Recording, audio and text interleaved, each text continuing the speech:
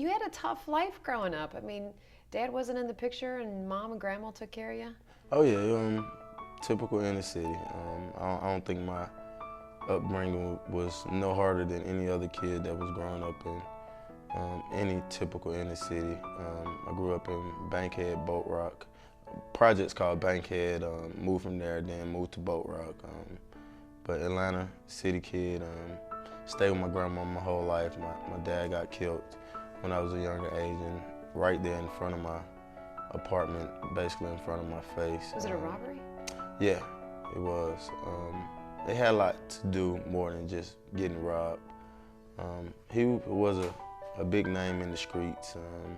He did a lot of things when it came to like selling drugs, you know, and robbing people. And it got to a point where everybody was to the point they were scared of him, so they did what they had to do, you know. But you live and you learn, man. Did you see that? I got to see the end part of it. I heard the shot. I didn't actually get to see when he got shot, but I did get to see him lying down. I seen when they taped off everything. And growing up, I carried a lot of that anger with me as a youth growing up. You've had your share I've of had problems. my share, but I consider myself a role model to my community, for the people that I grew up around. Yes, I had my ups and downs, you know. When I was younger, I was a wild boy, and when I first got my little piece of money, I kind of lost respect for the money, and that's what caused a lot of my early on problems. But I'm happy I went through them early than going through them late, I promise you that. Don't you kind of think, though, I mean, everybody makes problems. Everybody has problems, and everybody has demons and all that kind of stuff. I get that. It's how you handle it. And you've had second chances, and some people would even say you've had more than second chances, but you're on the straight and narrow now. You've got kids, and a lot changes once you have kids, doesn't it? Oh yeah, and people always ask me, like, what do you think, why do you think you've came this far? Why do you think you got so many chances? And I always tell people, God knows your heart, you know. I've always been a loving and caring person, and I've always respect others. Now, on the other flip hand, I've always been the one that don't like to be disrespected, or I don't like nobody touching or disrespecting the people that I'm associated with. So, but when you get older, you get wiser, and a lot of things have to change, you know, especially being a professional athlete in this day and time than, you know, back yonder. Everything is television, internet. You can't even spit without someone knowing, you know. They even report speeding tickets. So if you get a speeding ticket, you know, oh, what was you doing? Everybody knows you got a speeding ticket. Do you ever feel like you shouldn't even leave your house? Yeah, I do. I look at it like, you know, like a friend of mine told me, like, that the door crack, you know, it's hard to say, you know, but like a door crack leaves a little space for something to happen. I'm a strong person, man. I've been through so much, and I'm a truly believer in God, and I really think that everything will be okay, you know.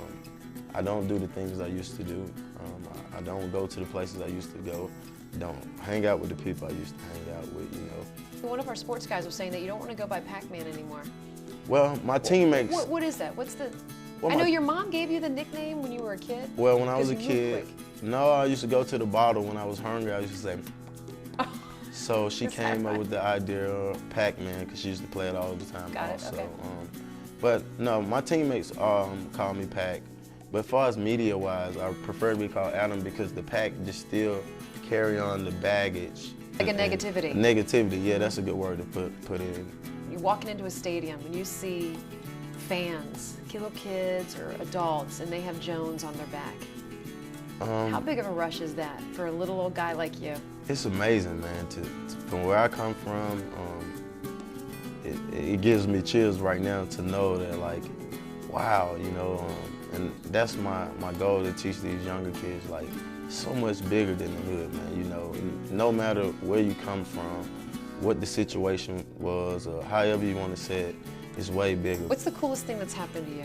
All right, the coolest thing, you might not like this, but the coolest thing was when I won $1 million in Vegas. This was the time I got in trouble, but besides the stuff that happened to the young man. You won $1 million? But I won $1 million, and it was one of the coolest things ever within a matter of 2.5 hours. I would say that was probably, besides getting drafted. How'd you win $1 million? Playing craps. Besides getting drafted, getting drafted was, I would say getting drafted was the coolest. I'll take that back. Getting drafted, the first defensive player pick, being out of the Indy City boat route, it was unbelievable. So what will you tell, what are you going to tell your kids, and what do you tell my kids and all these other kids? What can they learn from you? I would make sure I tell, just love life, respect others, and walk around with a smile.